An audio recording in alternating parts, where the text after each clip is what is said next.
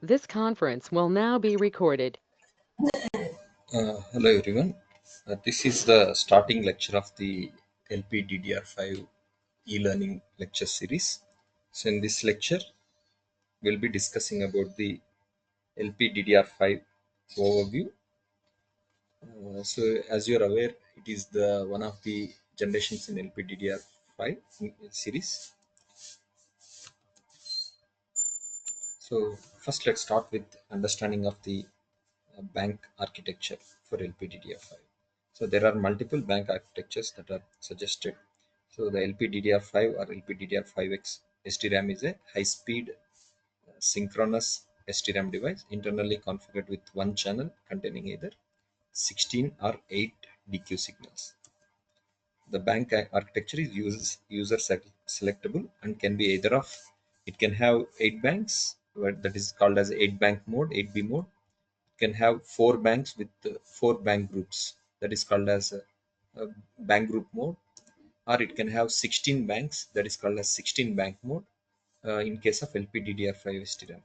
It can also have one more configuration where 4 banks with 4 bank groups or 16 banks for LPDDR5X STRAM. So these are the possible bank architecture configurations. So the densities can range from 2 gigabit to 32 gigabit. I mean, so the density here indicates the what is the amount of bits that can go into one single LPDDR4, LPDDR5 chip.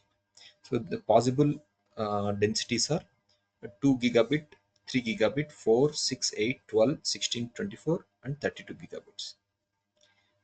Coming now, let's discuss little more into the functional description of LPDDR5. So LPDDR5 command devices use command clock CK that reduces at a reduced rate from per byte data clock. See, there are two clocks that it uses. The data clock, which runs at increased at a higher frequency compared to the command clock. Uh, so there are two clocks that are essentially being used. The command clock, which is used for driving the command information, the per byte data clock, that is WCK, which is used for driving of the DQ and the sampling of the DQ. Due to high speeds required for WCK, the LPDDR5 STRAM generally implements circuitry to divide the WCK frequency immediately after the WCK receiver. This leads to a requirement to synchronize WCK to CK when WCK needs to be restarted from idle time. So anytime you are restarting from idle time, so it need to be restarted, right? Because it will be in idle. So there is a need to synchronize. So we'll be discussing more about this synchronization in the later part of the series, lecture series. The WCK to CK ratio is user selectable. It can be either 2:1 or 4:1.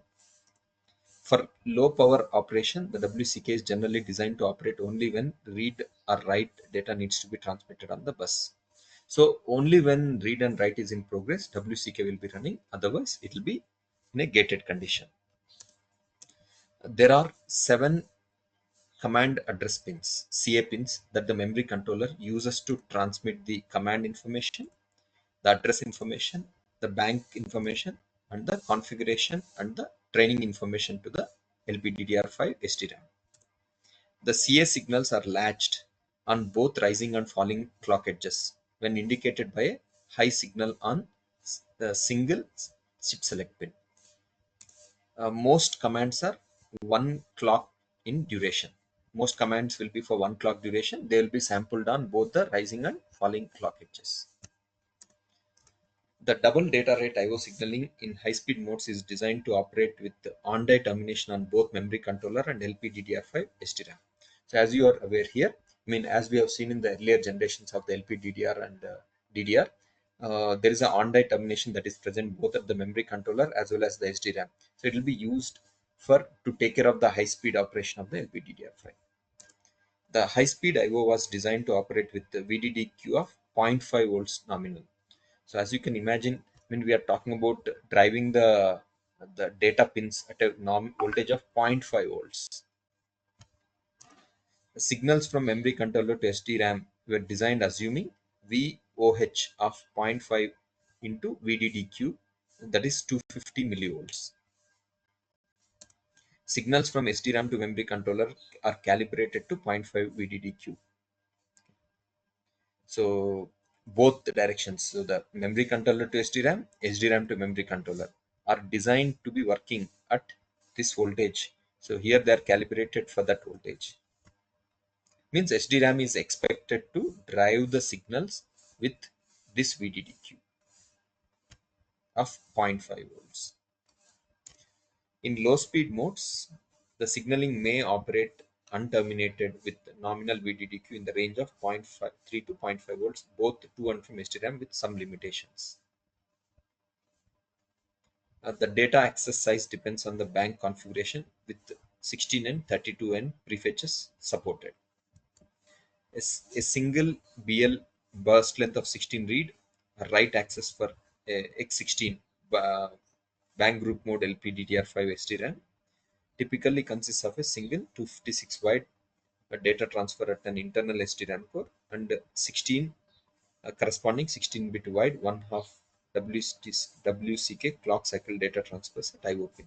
See, as you are aware here, there is a X16 pin, there's a burst length of 16, so it adds to totally 256 bits. Okay, so it will corresponds to 256 wide 256 bit wide transfer at the internal SDRAM core. Okay, read and write access to LPDDR5 SDRAM are burst oriented. Access starts at the selected location and continue for a program number of locations in a programmed sequence. So the burst length itself is configurable. The access begins with the registration of the activation command. Prior to issuing a read or write or mask write command, WCK must be synchronized to the clock by issuing CAS command with WSRD, WSWR, WSFS followed by read or write mask command.